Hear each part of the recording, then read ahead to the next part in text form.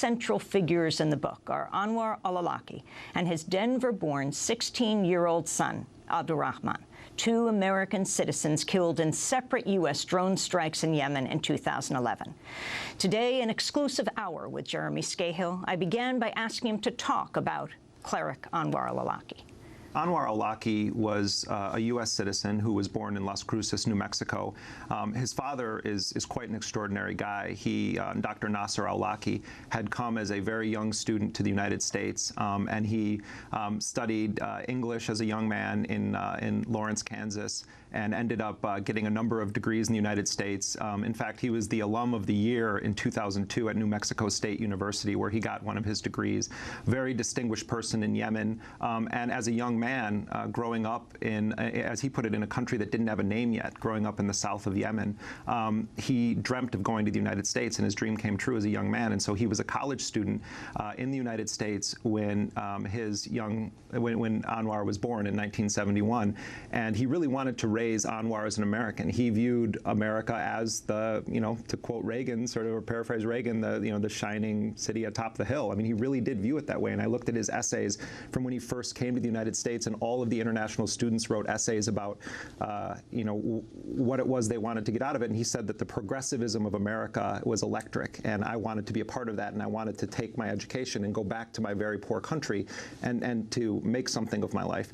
And so he started to build this family, and they lived in Minneapolis, and they showed me pictures of Anwar pointing out Yemen on the globe in his in his classroom, and he couldn't pronounce the teacher's name, so he just called her Mrs. M. And they were photos of him in Disney World and or Disneyland in California, and so you had this family that really wanted to do two things. They wanted to raise their children in the tradition of the American spirit, but they also wanted to give back to their country. And when Dr. Nasser al-Awlaki got his engineering degrees, he went back to Yemen and became the Minister of Agriculture and Engineering in Yemen. And he actually built an entire faculty at the university. He founded this department, working with USAID and other U.S. officials to build this school of agricultural engineering. And his main life's work has been to deal with the water crisis in Yemen, because Yemen is running out of water. So Anwar moved back with him, went to an international school in Yemen, where he was studying in both English and Arabic. His English was stronger than his Arabic, because he had spent the first 7 years of his life in the U.S.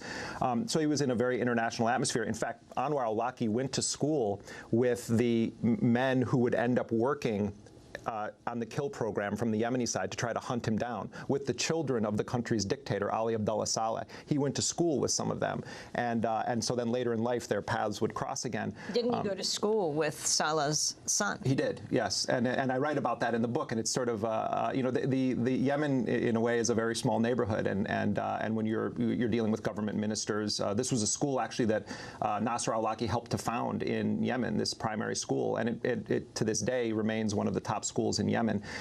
So when Anwar finished high school, he wanted to go to the United States, and originally he was going to follow in his father's footsteps, and he was going to study engineering. And he arrived in the United States and was detained at the airport when he flew back into the United States, because there was a discrepancy on his passport.